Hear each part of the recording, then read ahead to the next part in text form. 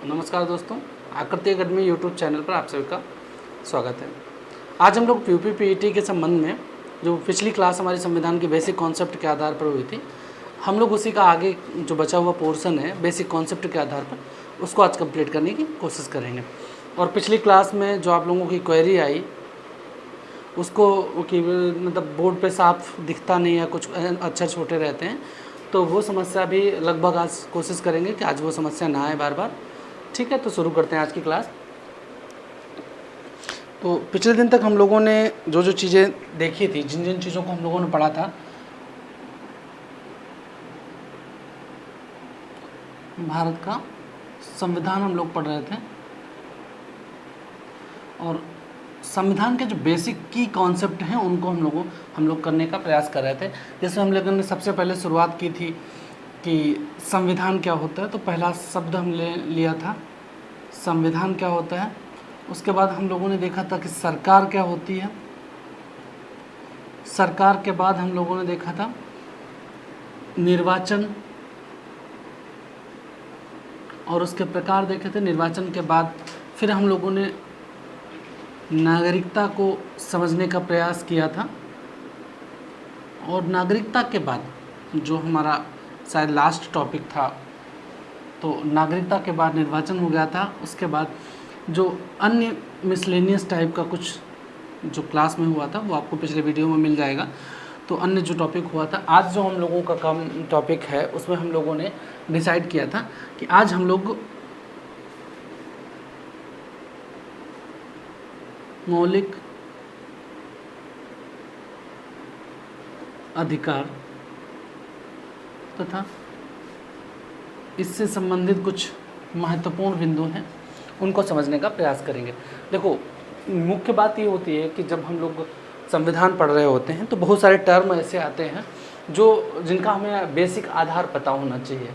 जैसे मौलिक अधिकार के दौरान जब हम लोग पढ़ेंगे या जब संविधान का बेसिक स्टार्ट करेंगे उस समय जो प्रेम्बल होगी, जो प्रस्तावना हमारी होगी, उस प्रस्तावना को जब हम पढ़ेंगे और जो यूपी पीईटी का प्रश्न आते हैं या यूपी SSS में जो भी क्वेश्चन आते रहते हैं, ऐसे सारे क्वेश्चन में एक चीज़ ट्रेंड रहा है यूपी SSS का स्पेशली, और यूपी SSS के अतिरिक्त जो भी इस स्तर की परीक्षाएं हैं, जो भी परीक्षाएं आप लोग देते हैं, चाहे वो बिहार स्टेट की हो चाहे किसी अन्य स्टेट की हो, जहाँ पर एक क्वेश्चन का स्टैंडर्ड होता है, तो वहाँ पर एक प्रक्रिया हमने देखी है कि जब प्रस्तावना से सवाल बनाया जाता है तो प्रस्तावना में बहुत सारी चीज़ों को तोड़कर सवाल बनाया जाता है। तो सवाल जैसे उसमें आता है तो पहली बात आती है कि लोकतंत्र क्या है, संप्रभुता किसे कहते हैं, उसके बाद में समाजवादी व्यवस्था कब जोड़ी गई, समाजवादी, पंथ निरपेक्षता क्या है,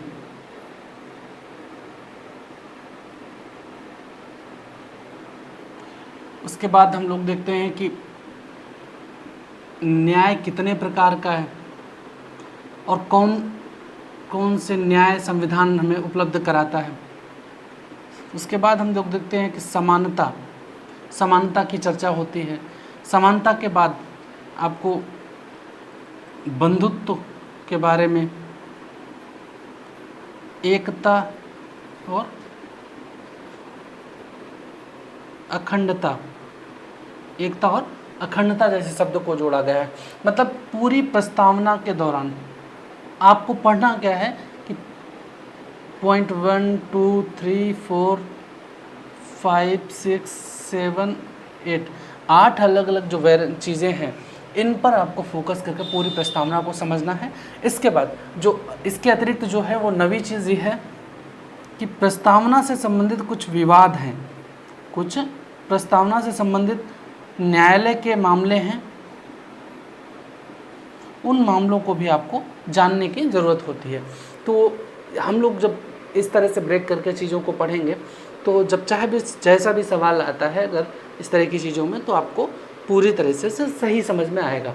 और जहाँ पर हम लोग ऊपर सतही तौर पर पढ़ लेते हैं, एक आध चीज़ जान ली एक आध नहीं जानने, तो वहाँ पर जब डिस्क्रिप्टिव टाइप का सवाल आता है, कथन कारण में सवाल आता है, तब आपको परेशानी होती है। तो आज का जो टॉपिक हम लोगों ने लिया है कि अधिकार और मौलिक अधिकार या इससे संबंधित जो भी चीज़ें हैं उनको समझने के लिए हम लोग प्रस्तावना से ही चीज़ों को शुरुआत करते हैं।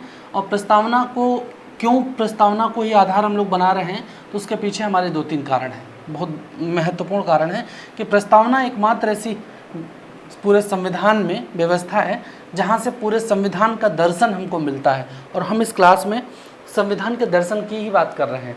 तो संविधान के दर्शन में पहली बात है कि लोकतंत्र क्या होता है, संप्रभुता क्या होती है, समाजवाद क्या है, पंथ निरपेक्षता क्या, किन शब्दों को बाद में जोड़ा गया, किन को पहले जोड़ा गया, क्या क्या चीज़ है, समाजवाद का दर्शन क्या है, समानता का दर्शन क्या है, न्याय कितने प्रकार का है, किस न्याय पे क्या करना होता है। तो ये सारी चीज़ें हैं। और जब यही जो चीज़ें हैं अगर हम लोग आगे पढ़ेंगे तो मौलिक अधिकार जब शुरू होंगे तो मौलिक अधिकार में समानता आपको मिलेगी, न्याय मिलेगा, उसके बाद में सब कुछ चीज़ें आपको शोषण के विरुद्ध अधिकार दिया जाएगा तो वो शोषण के विरुद्ध होगा, कुछ धार्मिक अधिकार दिए जाएंगे, कुछ अल्पसंख्यकों के अधिकार मिलेंगे। तो इस तरह से हमारा मौलिक अधिकार पूरा होता है। और आगे जब हम बढ़ेंगे तो जब डीपीएसपी आर्टिकल 36 से लेकर 51 तक डीपीएसपी का जो है, जिसे आप नीति निर्देशक तत्व कहते हो, वहाँ पर अगर जब हम लोग पहुँचते हैं तो वहाँ पर कुछ समाजवादी विचारधारा की चीज़ें हैं, कुछ आपको गांधीवादी विचारधारा की चीज़ें हैं, कुछ कल्याणकारी राज्य के लिए निर्देश दिए गए हैं, तो वो सारी चीज़ें आपको देखने को मिलती है। तो चलो हम लोग क्लास स्टार्ट करते हैं क्रमबद्ध तरीके से। तो पहली चीज़ हम लोग आज का टॉपिक जो पहला मेजर टॉपिक उठा रहे हैं वो हम उठा रहे हैं कि लोकतंत्र क्या होता है और लोकतंत्र की परिभाषा क्या होती है।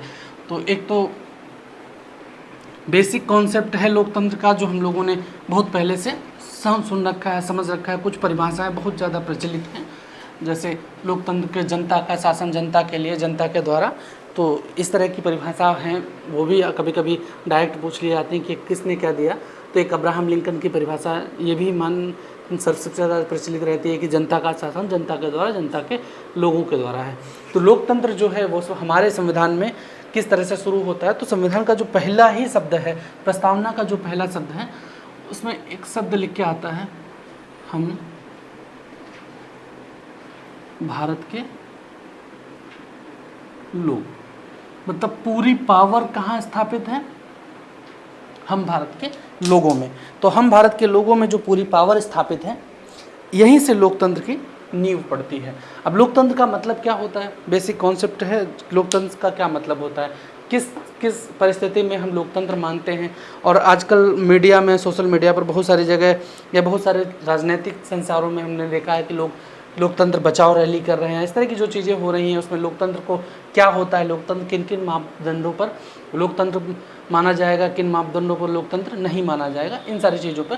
तो देखो, जब भी कभी किसी भी देश में लोकतंत्र होता है तो वहाँ पर जो महत्वपूर्ण घटक लोकतंत्र के हैं वो पहला क्या है? निष्पक्ष निर्वाचन होना चाहिए, पहला घटक है। दूसरा,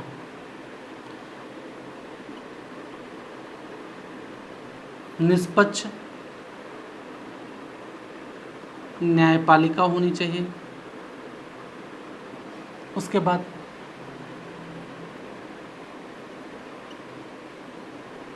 स्वतंत्र विधायिका तथा प्रभावी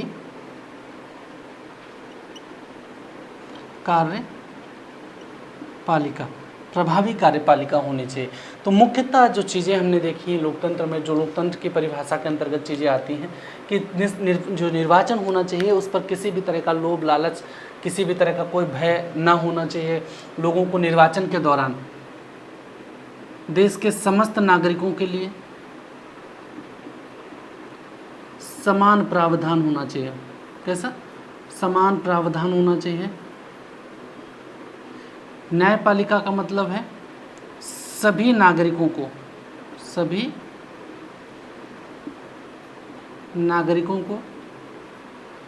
एक समान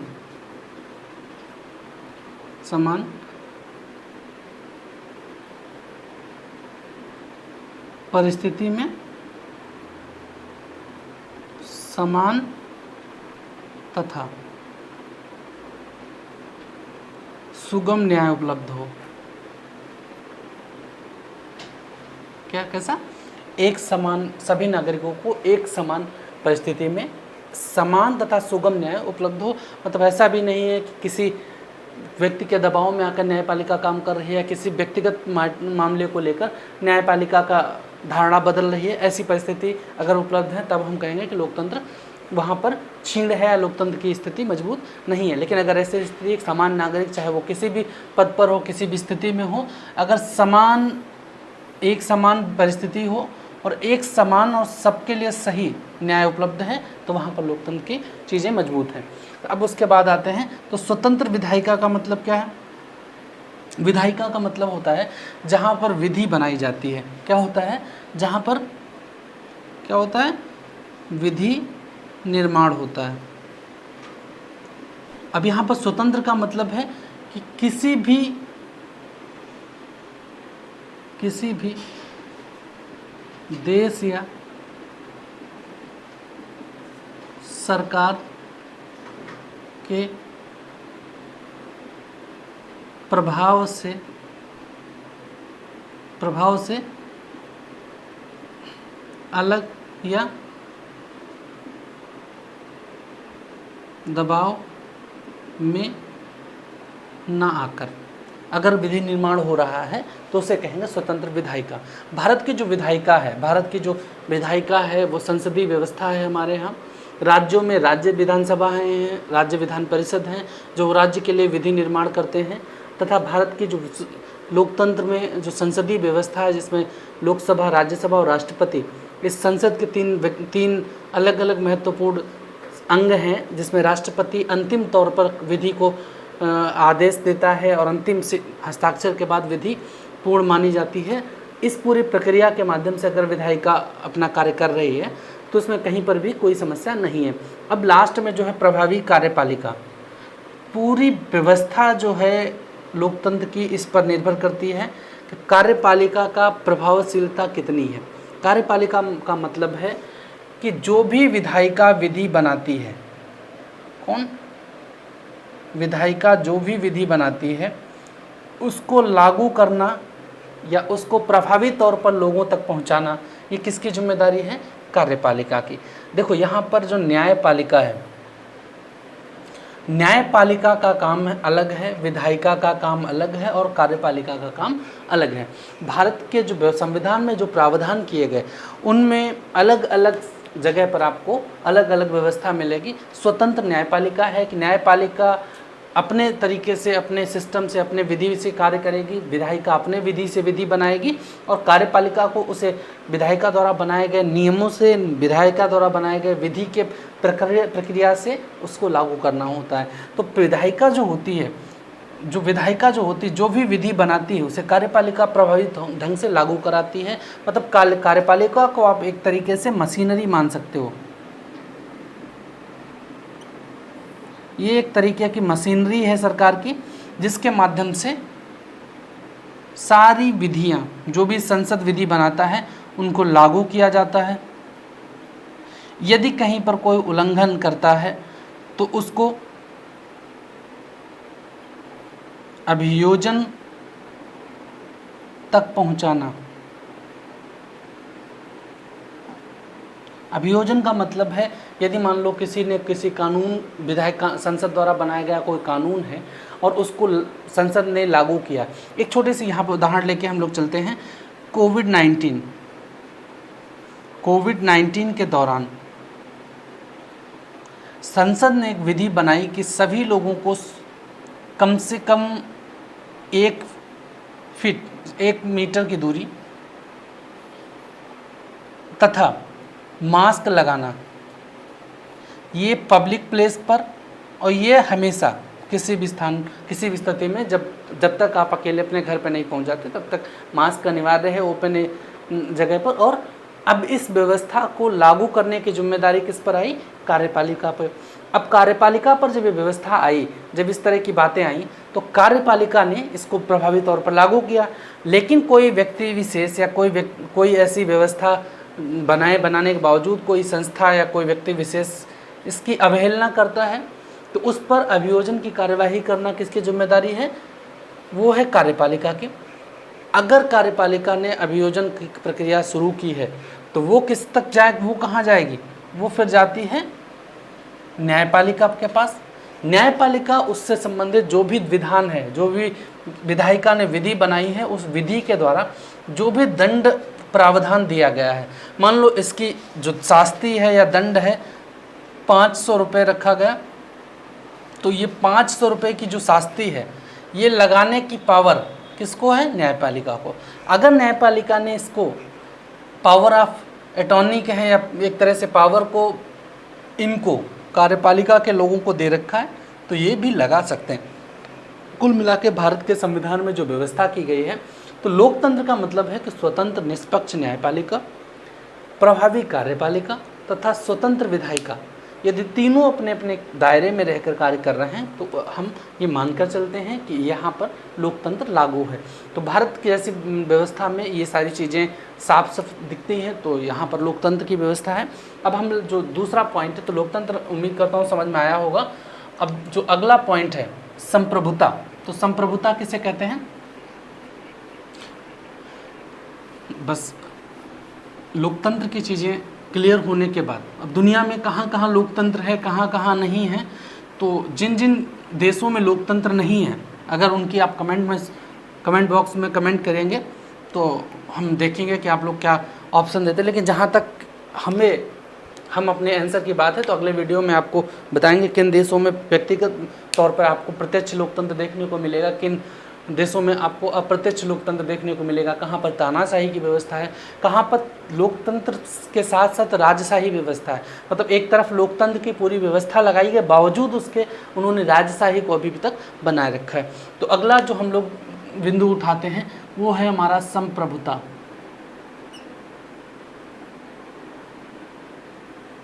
इस संप्रभुता का मतलब क्या होता है? तो देखो, जब भी कोई देश या जब भी कोई विधायिका कोई विधि बनाती है, तो यदि विधि किसी देश के विधायिका किसी देश के प्रभाव में आकर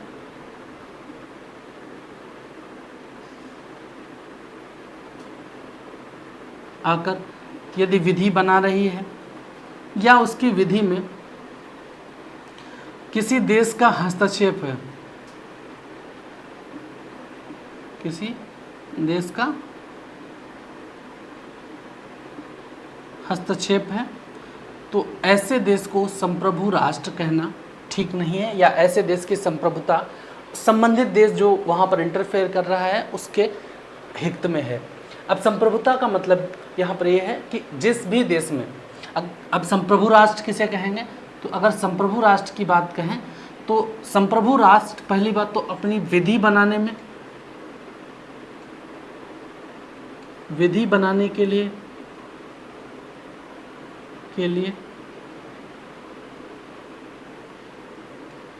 स्वतंत्र होगा, पहली बात। दूसरा,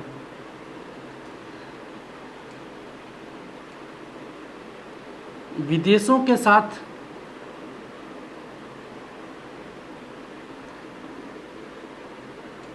कैसी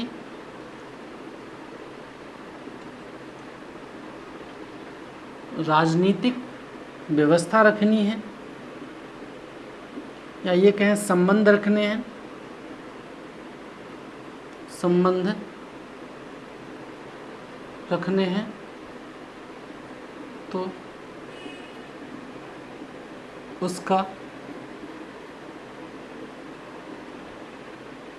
निर्धारण वह स्वयं करता है।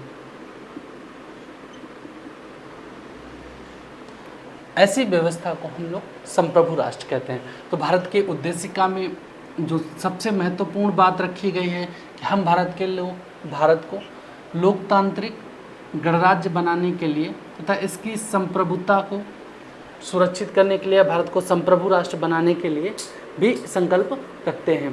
तो संप्रभुता समझ में आई कि ऐसा देश जिसकी विधि बनाने की व्यवस्था खुद स्वतंत्र हो तथा वो विदेशों के साथ कैसा संबंध, राजनीतिक संबंध रखना चाहता है, इसका निर्धारण भी वह स्वयं करता हो। अब किसी भी राष्ट्र की संप्रभुता इस बात पर भी निर्भर करती है कि अगर किसी राष्ट्र की विधि के साथ साथ उसके नागरिकों के हितों को प्रभावित करने वाले कानून यदि उसके देश के संसद पर ज़्यादा प्रभावशाली हो किसी दूसरे देश की संसद, किसी दूसरी व्यवस्था पे, तो वहाँ पर संप्रभुता का भी हनन देखा जाता है। ठीक है, तो अगला पॉइंट जो है संप्रभुता के बाद हमारे संविधान में है, उसको हम लोग देखते हैं। और सबसे ज़्यादा कंफ्यूज करने वाला पॉइंट है, उसमें हम लोग देखते हैं कि यहाँ पर एक शब्द दिया है पंथ निरपेक्ष, और यहीं पर एक शब्द हम लोग और लिख लेते हैं धर्मनिरपेक्ष। तो क्या दोनों में कोई अंतर है या दोनों एक ही चीज़ है? निरपेक्षता क्या है पंथ की, क्या है धर्म की?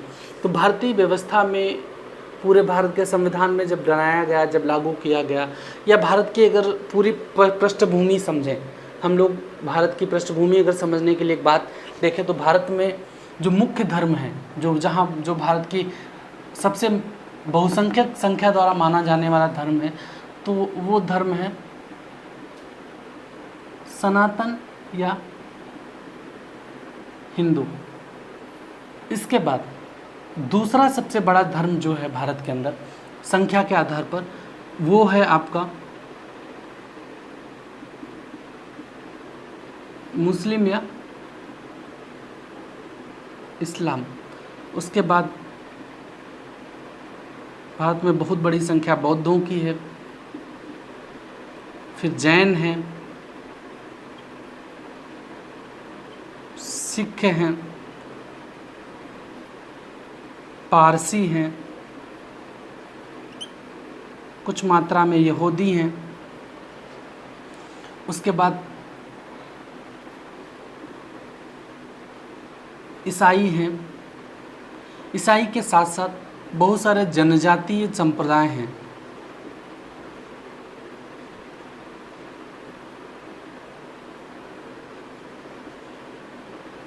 और जनजातीय संप्रदायों के अतिरिक्त कुछ पंथ हैं, और इन पंथों में खासकर कबीर पंथ जैसे सबसे प्रचलित पंथ है, कबीर पंथ। तो ऐसे भी चीज़ें हैं। अब ऐसी परिस्थिति में जब भारत का संविधान निर्माण हो रहा था, तो किसी एक धर्म को न लेकर भारत के संविधान निर्माताओं ने या भारत की संविधान सभा के बैठे हुए लोगों ने इस शब्द पर जोर दिया, लेकिन संविधान की उद्देशिका में इसका जिक्र नहीं किया। लेकिन अधिकतम प्रयास यही रहा कि भारत का जो राजधर्म होगा, भारत का जो राजधर्म होगा, क्या भारत का राजधर्म कोई है, या भारत के किसी राजधर्म को विशेष वरीयता दी गई है, या संविधान में कहीं पर इस तरह का उल्लेख मिलता है जैसे भारत की राजभाषा है। क्या है? राजभाषा है। भारत का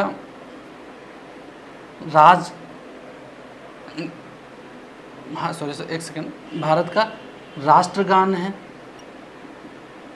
राष्ट्रगीत है,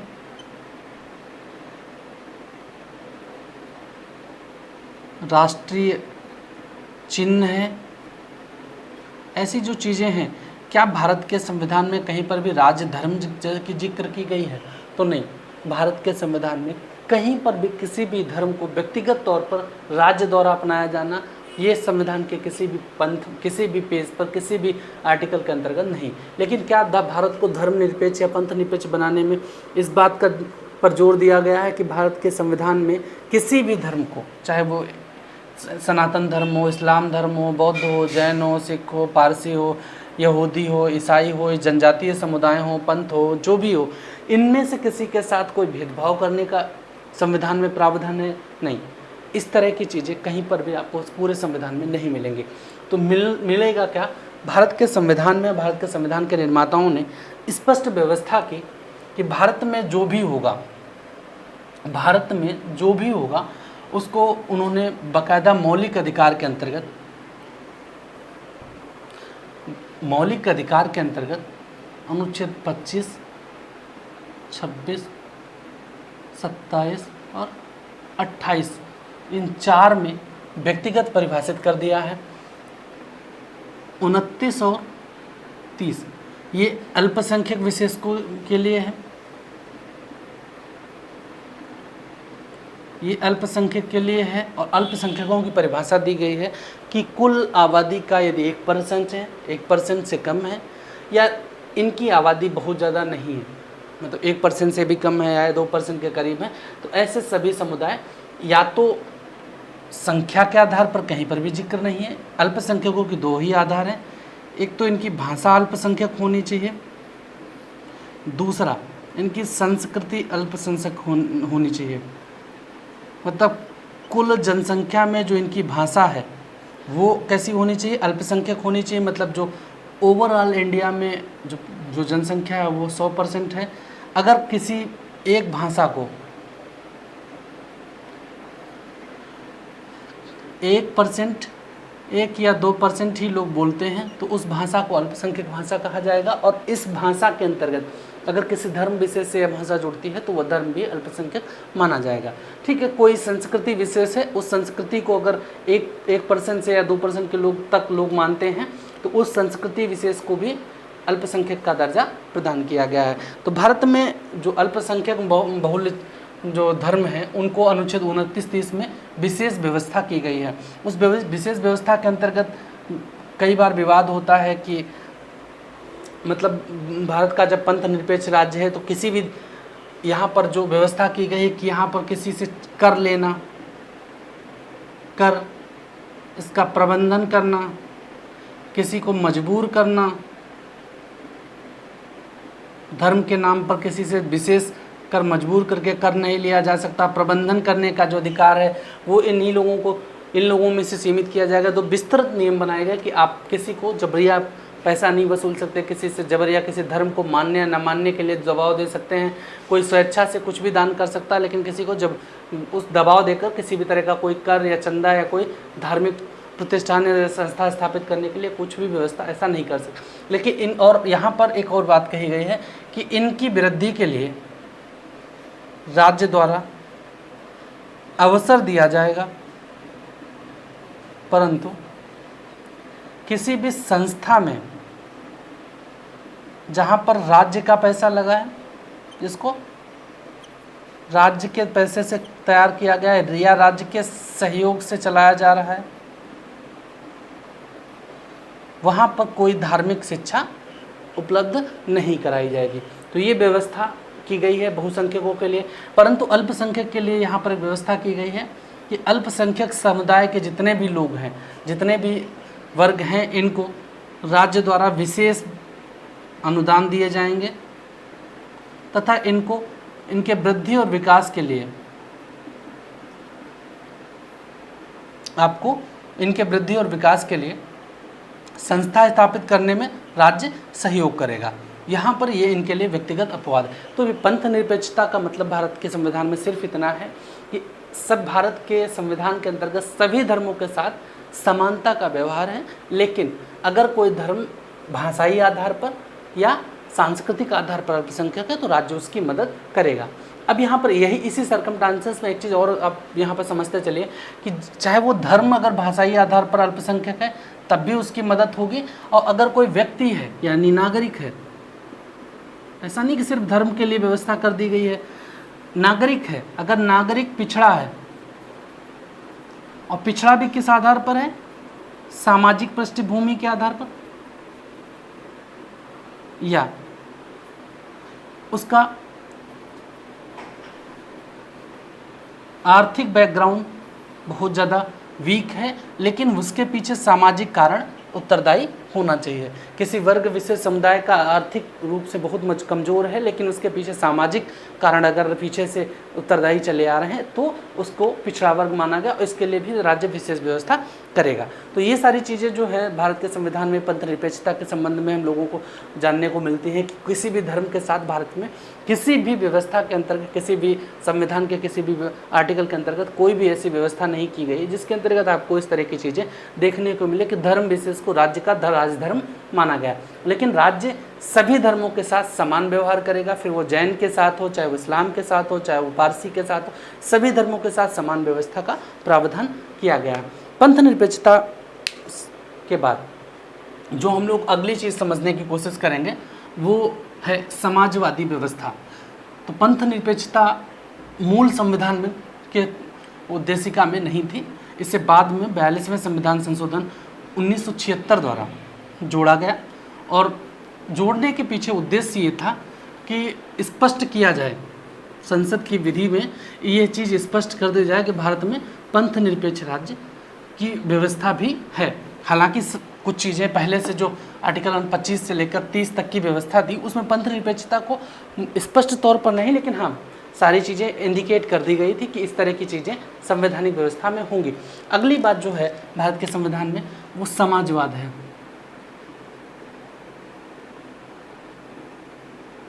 समाजवाद का मतलब क्या है? तो समाजवाद की बात अगर देखी जाए तो समाजवाद दो चीज़ों पर निर्भर करता है। पहली चीज़ है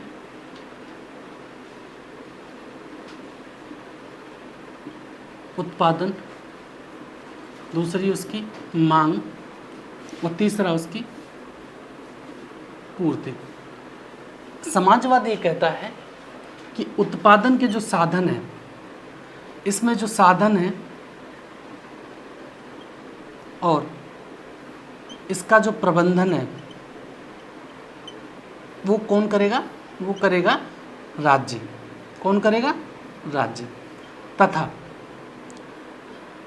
जिस वर्ग की जितनी मांग होगी उसकी पूर्ति उसकी आवश्यकता के अनुसार राज्य करेगा, तथा साधन और प्रबंधन पर पूरी तरह से जो अधिकार होगा वो किसका होगा? राज्य का होगा। ये तो बात हुई समाजवाद की। लेकिन अगर पूंजीवाद की बात करें, पूंजीवाद कहता है कि मांग और सप्लाई, मांग और पूर्ति, ये दोनों दो ही कारक हैं जो पूरे बाजार व्यवस्था को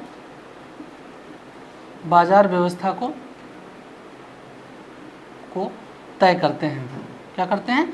तय करते हैं। तो बाजार व्यवस्था को तय करने का जो मुख्य कारक है, जो मेन बिंदु है, वो है मांग और उसकी पूर्ति। ठीक है, चलो। और यहाँ पर जो समाजवाद का उद्देश्य है, वहाँ उत्पादन पर जो स्वामित्व है वो किसका होना चाहिए? राज्य का।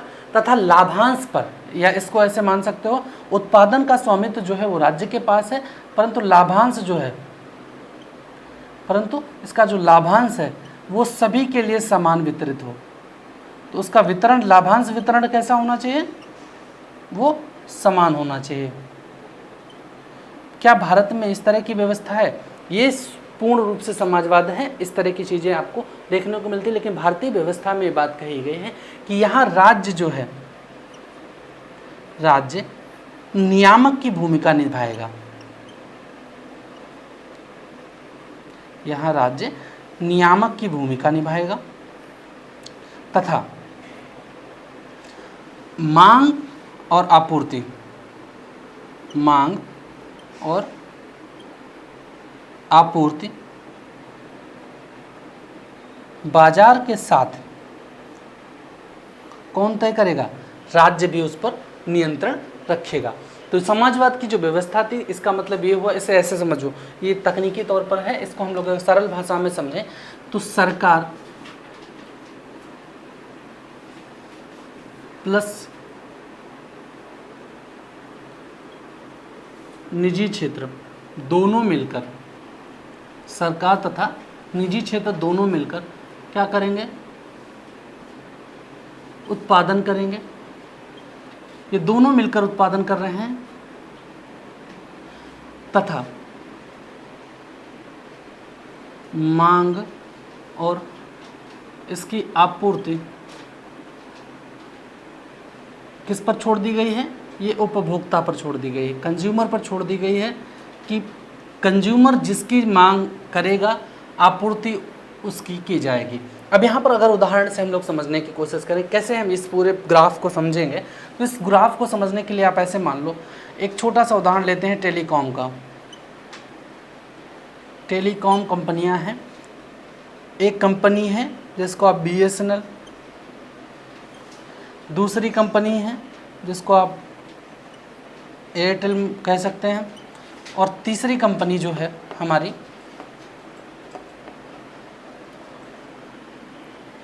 तीसरी कंपनी जो C कंपनी है, हम इसको जियो मान लेते हैं। इन तीन कंपनियों को अगर हम इनका डेटा एनालिसिस करें इस आधार पर, तो कस्टमर सरकार ने राज्य द्वारा प्रायोजित व्यवस्था जो है वो कौन चला रहा है? राज्य चला रहा है। ये निजी क्षेत्र चला रहा है, ये निजी क्षेत्र चला रहा है। देखो, राज्य भी अपनी व्यवस्था दिया हुआ है कि आपको BSNL यूज़ करना है तो आप BSNL यूज़ कर सकते हैं, आपको एयरटेल यूज़ करना आपको एयरटेल यूज़ करिए, आप जियो चलाना। लेकिन इन सब के लिए एक और संस्था है जिसको आप टेलीकॉम रेगुलेटरी अथॉरिटी जो है, जिसको आप ट्राई बोलते हो, telecom regulatory authority of India, एक संस्था है जिसको आप ट्राई कहते हो। ट्राई नामक संस्था क्या करती है? वो BSNL के साथ, एयरटेल के साथ और जियो के साथ, तीनों के साथ अलग अलग परिदृश्य होने के साथ, अलग अलग क्षेत्र होने के बावजूद उनकी व्यवस्था को नियमित करती है। उनकी व्यवस्था को कंज्यूमर के हित में, उपभोक्ता के हित में, उसकी मांग और आपूर्ति के संबंध में कुछ दरें, कुछ चीज़ें तय करती है। तो इस व्यवस्था से आपको समझ में आया होगा कि जो समाजवाद है, समाजवाद का सीधा सा उद्देश्य यहाँ पर यही है कि जब भी आप कभी उत्पादन और इस तरह की चीज़ें, मांग और सप्लाई की चीज़ों को लेकर चलेंगे, तो वहाँ पर राज्य की भूमिका अहम होनी चाहिए। ये बात भारत के संविधान में संविधान निर्माताओं ने विशेष तौर पर रखी। तो भारत का जो संविधान है समाजवाद की अवधारणा पर है। समाजवाद को एक चीज़ से और आप समझ सकते हैं कि भारत की जो शासन व्यवस्था है उसका मुख्य उद्देश्य जो है वो कल्याणकारी राज्य की। समाजवाद का दूसरा आप पर्याय ये भी मान लो कि जो शासन की अवधारणा है वो क्या है? कल्याणकारी राज्य की स्थापना करना। ये शासन की अवधारणा है और इसी अवधारणा को लेकर अनुच्छेद 36 से 51 में नीति निर्देशक तत्व भी दिए गए हैं ताकि आप इन नीति निर्देशक तत्वों के आधार पर राज्य, कल्याणकारी राज्य की स्थापना कर सके। तो समाजवाद आपको उम्मीद करता हूँ समझ में आया होगा। अब हम लोग जो अगला पॉइंट है समाजवाद के बाद वो है न्याय। तो अगला टॉपिक जो हमारा आता है वो आता है न्याय। तो अब हम लोग यहाँ पर जो बेसिक चीज़ें थी, जितनी जहाँ तक संविधान में बार शुरुआत होने से संविधान की समझ से लेकर वो सारी चीज़ें हम लोगों ने समझ ली हैं। अब हम लोग अगली जो क्लास हमारी होगी उसका जो टॉपिक मैं यहीं पर बता देता हूँ ताकि आप लोगों को कन्फ्यूज़न आगे चल कर ना हो। जो पहली क्लास संविधान की हुई वो बेसिक कॉन्सेप्ट आधारित थी, बेसिक कॉन्सेप्ट आधारित थी। इसकी 2 क्लासें आपकी हुई हैं, फर्स्ट एंड सेकंड। इसके बाद दूसरा सेगमेंट जो हम लोग शुरू कर रहे हैं वो अब आपको जो अगला मिलेगा वो 1773 के रेगुलेटिंग एक्ट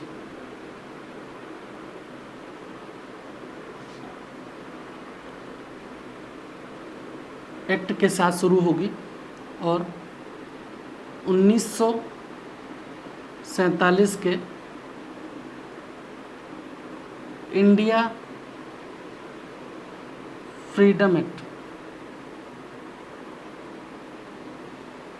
तक का सफ़र होगा। ये हम लोग कोशिश करेंगे कि अधिकतम 2 क्लास में कंप्लीट कर लें। उसके बाद तीसरी क्लास जो होगी हमारी, 2 क्लास ये हो गई आपकी बेसिक कॉन्सेप्ट की, 2 आपकी यहाँ से हो गई जो ऐतिहासिक संविधान होगा। चौथी क्लास, 4 क्लासें होने के बाद 5वीं जो क्लास होगी आपकी, उसका शेड्यूल इस तरह रहेगा कि संविधान सभा प्लस स्रोत, और 6वीं क्लास आपकी होगी